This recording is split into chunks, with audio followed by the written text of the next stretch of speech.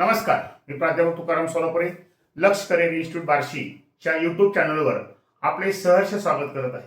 मित्र, आजच्या आपल्या व्हिडिओचा विषय आहे, खूप इंटरेस्टिंग विषय आहे की जो स्पर्धा परीक्षेतील विद्यार्थ्यांना अवघ्या 1 ते 1.5 वर्षामध्ये यश मिळवून देऊन त्यांच्या जीवनात यशाचा गुलाल, यशाचा लाल चिखल त्यांच्या महाविद्यालयासमोर त्याचबरोबर त्यांच्या घरासमोर होऊ देणार आहे.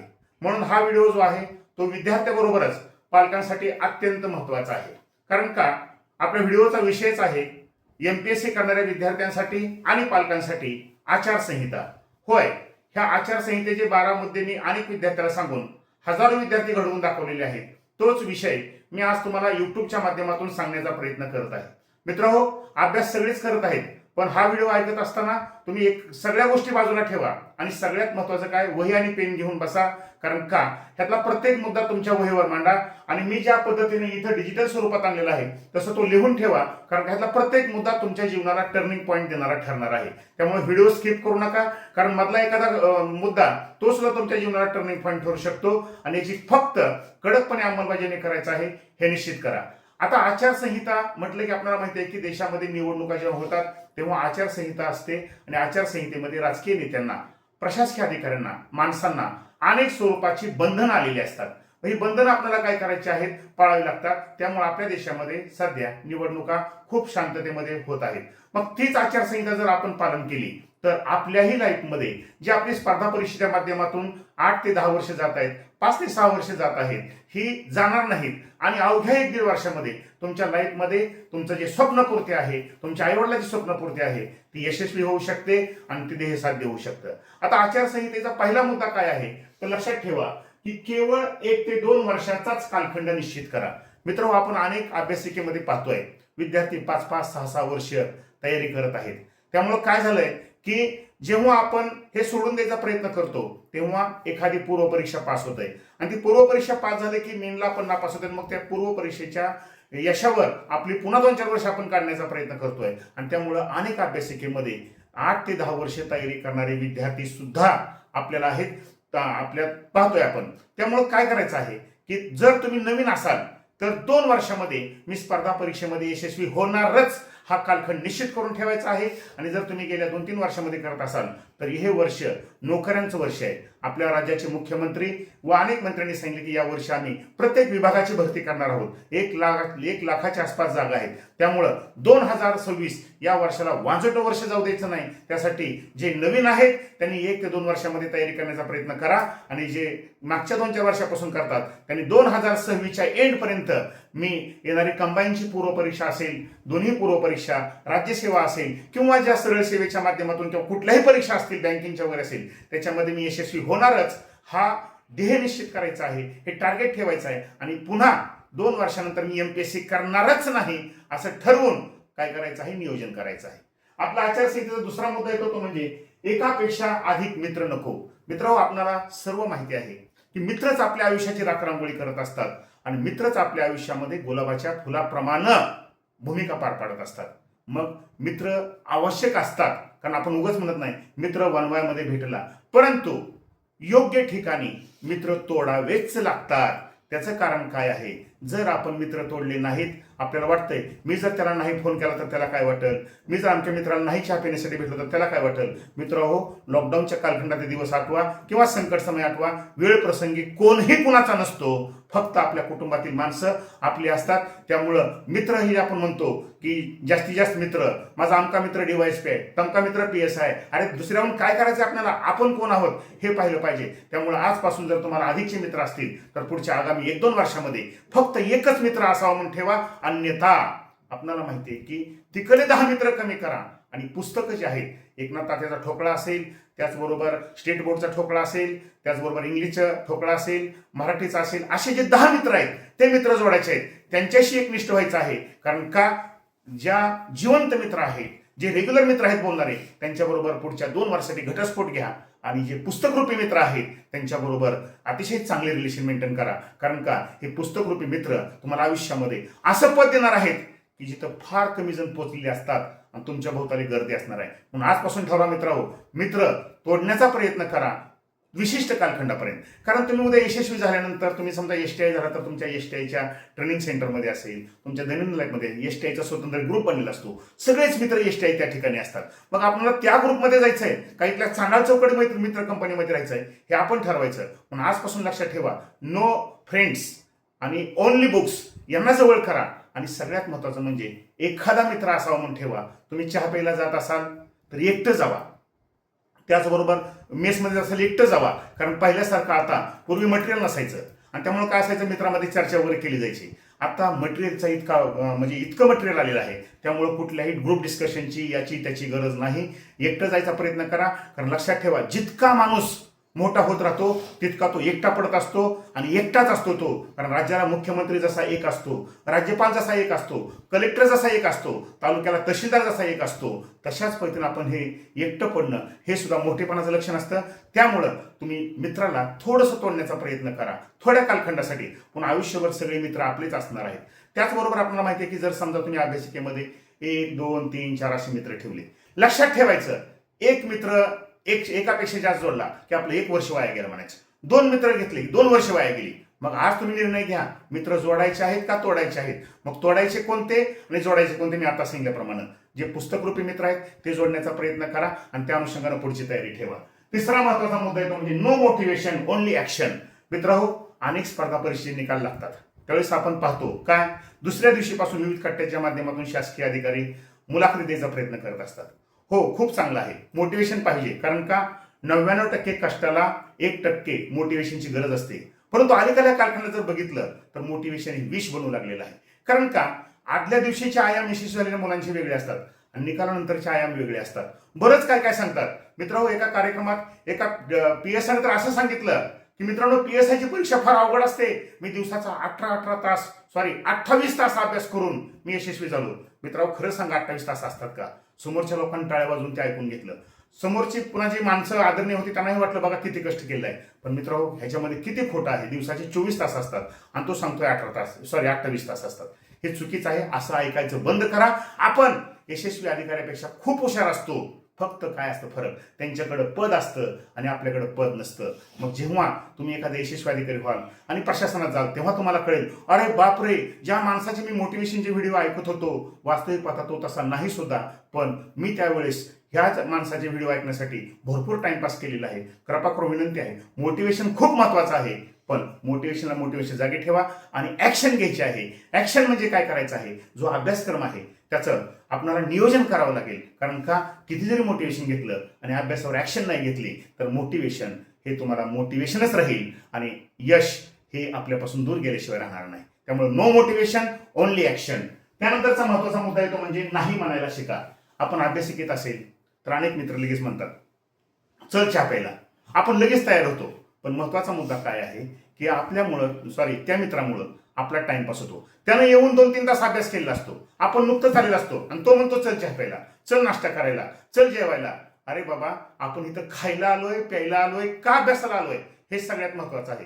त्यामुळं जे मित्र असतील त्यांना थोडंसं नाही म्हणायला शिका. राग आला तरी चालेल. कारण का आयुष्यात आपल्याला माहिती आहे की जर समस्या काय आल्या तर त्या फक्त आपल्या एकट्यालाच भोगाव्या लागतात, बाकीचं कोण नसतं. कारण का संकट काळामध्ये सगळेजण दूर जात असतात आणि यशाचा गुलाल उधळायला मात्र सगळे येत असतात. आपल्याला तो प्रसंग अनुभवायचा आहे. संकट आपल्या आयुष्यामध्ये नको आहेत आपल्याला. त्यामुळं नाही म्हणायला शिकलं पाहिजे. दुसरं काय, गावाकडून फोन येतो, आलाय अमका दिवस तमका दिवस, ये गावाकडं. लक्षात ठेवा, आपण आपल्या रूममध्ये जर राहत असेल तरी आपल्या मित्राची सुद्धा आपली भेट झाली नाही पाहिजे 8-8 दिवस. असं आपलं वातावरण बनलं पाहिजे. का, तो झोपलेला असताना आपण अभ्यासिकेत गेलं पाहिजे, तो झोपल्यानंतर आपण अभ्यासिकेतून आलं पाहिजे. पण आपल्याला काय होतंय की दिवसभर आपला मित्र आपल्या संगत असतो, त्यामुळे आपला टाइम पास होतो आणि नक्कीच काय होतं आपल्याला माहिती आहे की आपण यशाच्या दूर जातो थोडंसं. म्हणून गावाकडून जरी फोन आला अमक्या कार्यक्रमाला ये, तरी त्यांना पण नाही म्हणायला शिका, आपल्या मित्राला नाही म्हणायला शिका आणि फक्त पुस्तकांना येस म्हणायला शिका. त्याचबरोबर त्याच्या पुढचा मुद्दा येतो तो महत्वाचा म्हणजे 3.5 तासाच्या 3 शिफ्ट करायच्या आहेत. मित्रांनो, आपल्याला माहिती आहे की अभ्यासिकेचं आणि आपलं नातं हे कुणाप्रमाणे असतं तर आई वडिलाप्रमाणे असतं. अभ्यासिकेमध्ये जितका आपण वेळ जास्त काढाल तितका तो आपल्यासाठी फायदेशीर असणार आहे. कारण का, आता अभ्यासिकेत बसतोय परंतु जर तुम्ही स्क्रोल करत बसतात मोबाईलच्या तरीही उपयोग नाही. कारण आपण परवा एका व्हिडिओमध्ये पाहिलं असेल की एक कॅन्डिडेट म्हणला मी यशस्वी झालो होतो, या अभ्यासिकेत अभ्यास केला, त्या मुलाला मी पेढे वाटत होतो, त्यावेळेस 32 मुलं एका बाजूला बसली होती. 32 पैकी 16 मुलं 17 मुलं जवळजवळ मोबाईल स्क्रोल करत होते. लक्षात ठेवा, मोबाईल हे सगळ्यात डेंजर व्यसन आहे. त्यामुळं थोडं जर त्याच्यापासून दूर राहायचा प्रयत्न केला तर नक्कीच आपल्या जीवनामध्ये यश मिळतंय. मग काय करायचं आहे? सकाळी गेल्यानंतर 3.5 तास, दुपारी 3.5 तास आणि संध्याकाळी 3.5 तास. स्पर्धा परीक्षेमध्ये 15 तास अभ्यासाची गरज नाही, तसेच 5 ते 6 तास अभ्यासाची गरज नाही. आयुष्यामध्ये नोकरी लागल्यावर आपल्याला जेवढी ड्युटी करायची ना 8 ते 10 तासाची, तेवढाच अभ्यास करायचा आहे. किंबहुना त्याचं ट्रेनिंगचा वेळ असं गृहीत धरायचं आणि 3.5 तासाच्या 3 शिफ्ट करून त्याही मोबाईल विरहित फक्त अभ्यासच करायचा आहे. आणि अभ्यास करत असताना सुद्धा आपल्याला लक्षात ठेवायचं आहे कोणता अभ्यास करतोय, जो एक्झाम ओरिएंटेड आहे का, त्याचं ऑडिट करणं खूप गरजेचं आहे. म्हणून माझी विनंती आहे की 3.5 तास दररोज जर 10-10.5 तास अभ्यास केला तर कोणत्याही स्पर्धा परीक्षेमध्ये यशस्वी होता येतंय. मित्रांनो, लक्षात ठेवा, मी काही या क्षेत्रामध्ये आज काल आलेलो नाही. 2001 साली या क्षेत्रामध्ये मी पाऊल ठेवलं आहे. ते आज तागायत या ठिकाणी मी स्पर्धा परीक्षेचं मार्गदर्शन करतोय. त्यामुळे तुम्हाला हा व्हिडिओ अतिशय महत्त्वाचा म्हणण्यापेक्षा जीवनात क्रांतिकारी ठरणार आहे, कारण अनुभव हे श्रेष्ठ गुरु असतो. त्यानंतरचा सगळ्यात पुढचा महत्त्वाचा मुद्दा येतो ते म्हणजे अभ्यासिकेत 0 टाइमपास ठेवा. मी आता सांगितल्याप्रमाणे लक्षात ठेवा, अभ्यासिकेत बसलाय, 8 तास आहे, 10 तास आहे, 12 तास करतोय, पण तिथं जर तुमचा टाइमपास होत असेल तर त्या अभ्यासाला काडीचीही किंमत नाही. कारण का तर तिथं जर टाइमपास होण्यासाठी आपण गेले काय करतो, लगेचच मोबाईल बघतो. आणि मोबाईलमध्ये अर्धा-पाऊण तास गेल्यानंतर आपल्या शरीराची एनर्जी वाया गेली असते. आणि ती एनर्जी वाया गेल्यामुळे काय होतं की पुन्हा अभ्यासाला जी एनर्जी लागत असते ते प्राप्त होत नाही. मग काय करायचं आहे की अभ्यासिकेत गेल्यानंतर मोबाईल हा जो आहे तो सॅकमध्ये ठेवा. कारण का नियमानुसार ज्यांना आपल्याला दूर ठेवायचं आहे त्यांना दूरच ठेवलं पाहिजे आणि ज्यांना आपल्याला जवळ करायचं आहे त्यांना जवळ केलं पाहिजे. मग आपल्याला काय करायचं आहे, पुस्तक आहेत, आपले रेफरन्स बुक आहेत, त्यांना जवळ ठेवा. आणि 3 शिफ्टमध्ये जसा अभ्यास आहे किंवा सकाळी काय वाचायचं आहे, दुपारी काय वाचायचं आहे, संध्याकाळी काय वाचायचं आहे, असं 3 शिफ्टची पुस्तकं समोर काढून ठेवायची आहेत. आणि तिथं लिहायचंय सकाळी आपल्याला नेमकं सकाळी काय वाचायचं आहे, दुपारी काय वाचायचं आहे, संध्याकाळी काय वाचायचं आहे. आणि ह्याचं ऑडिट संध्याकाळी कोणा झालं पाहिजे. एखादा चॅप्टर जर किंवा एखादा घटक जर आपला वाचायचा राहिला असेल तर तो कशामुळे राहिलेला आहे. ठीक आहे, माझ्या मित्रानं मला बोललं होतं, उद्या त्या मित्राला त्या ठिकाणी म्हणजे त्या मित्रापासून थोडं सावध राहण्याचा प्रयत्न करायचा आहे. कारण का आपल्यासाठी आपले आई वडील तिकडे रक्ताचं पाणी करत असतात आणि आपण मात्र इथं काय करत असतो, ह्या मित्रासाठी त्या मित्रासाठी बाहेर जातो आणि नको तो टाइमपास करत असतो. त्यासाठी काय करायचं आहे, अभ्यासिकेमध्ये गेल्यानंतर ठरवून जायचं, मी दररोज 10.5 ते 11 तास खंड न पडता म्हणण्यापेक्षा 3.5 तासाचे 3 टप्पे करून अभ्यास करणारच. तिथं डू ऑर डाय करायला मी तयार आहे. कारण का माझ्या यशाचा लाल चिखल मला आयुष्यात बघायचा आहे आणि भरपूर काही माझ्या हृदयामध्ये साठलेलं आहे. अनेकांनी टोमणे मारलेले आहेत, अनेक जण मला म्हणजे माझा स्वजागा केलेला आहे. त्या सगळ्यांना मला माझ्या यशाच्या माध्यमातून उत्तर द्यायचं आहे. कारण लोकांना आपण म्हणजे आरतुर बोलण्यापेक्षा सगळ्यात महत्त्वाचं काय, त्याच्यापेक्षा जास्त यशस्वी होऊन दाखवून जर आपण पुढे जाण्याचा प्रयत्न केला तर समोरच्याला सुद्धा वाटतंय की आपण उगाचच त्याच्यावर टीका करत होतो. त्याच्याकडे गुणवत्ता होती, परंतु त्याची 1-2 वर्ष गेलेली आहेत, तो त्याच्या प्रारंभाचा भाव होता, आपण असं करायला नको होतं. त्यानंतर महत्त्वाचा मुद्दा येतो तो म्हणजे सकाळी 6 ते रात्री 11 पर्यंत अभ्यासाचं टाइम टेबल करा. मित्रांनो, लक्षात ठेवा, पहाटे 4, 4:30, 5 वाजता उठणारी माणसं आयुष्यामध्ये खूप श्रीमंत होतात असं आपण ऐकतो. त्याचं कारण काय, जितकं आपण लवकर उठल तितकं जगापेक्षा 2 तास 3 तास आपण अभ्यास जास्त करू. अनेक जण सांगतात काय नाही, लवकर उठायची गरज नाही, दुपारी म्हणजे सकाळी 6ला उठून तुम्ही 8ला अभ्यासिकेत गेलं आणि 8 ते 12 अभ्यास केला तरी 4 तास अभ्यास होतोय. पुन्हा संध्याकाळी तुम्ही 7 ते 11 अभ्यास करा, दिवसभर बोंबलत फिरा. मित्रांनो, यशस्वी झालेल्या माणसाचं काय ऐकायचं काय नाही आपण ठरवा. लक्षात ठेवा, सकाळी लवकर उठून अभ्यासिकेत गेल्यानंतर जे फ्रेश वातावरण असतं का, ते इतर कुठं नसतंय. म्हणून मी म्हणत नाही 4:30ला उठा, पण 5ला उठून 6 वाजेपर्यंत आपली प्रायमरी कामं करून जर अभ्यासिकेचं जर आपण 6 वाजता ठोठावलं आणि 9:30-10 वाजेपर्यंत 4 तास अभ्यास केला तर तुम्हाला ताज हॉटेलमध्ये जेवल्यासारखं फिलिंग्स होत असतंय. मग त्यासाठी काय करावं लागतंय, तो अभ्यास आहे तो अभ्यासच करावा लागत असतो. सगळ्यात महत्त्वाचं काय आपल्याला माहिती आहे की साधारणपणे या ठिकाणी 11 पर्यंत अभ्यास करा. मग 11 पर्यंत का, तर रात्री 11च्या नंतर एकही तास जागायचं नाही. कारण का, रात्री जर तुम्हाला जास्त जागरण झालं तर तुम्ही पहाटे 4:30-5ला उठू शकत नाही. मग अशा वेळेस काय केलं पाहिजे, तर टार्गेट ठेवायचं, सकाळी 6 ते रात्री 11 या कालखंडामध्ये मी 3.5 तास अशा 3 शिफ्टमध्ये अभ्यास करेन. आणि जे मी अभ्यासक्रम निश्चित केलाय सकाळी तो दिवसभर केल्याशिवाय राहणार नाही.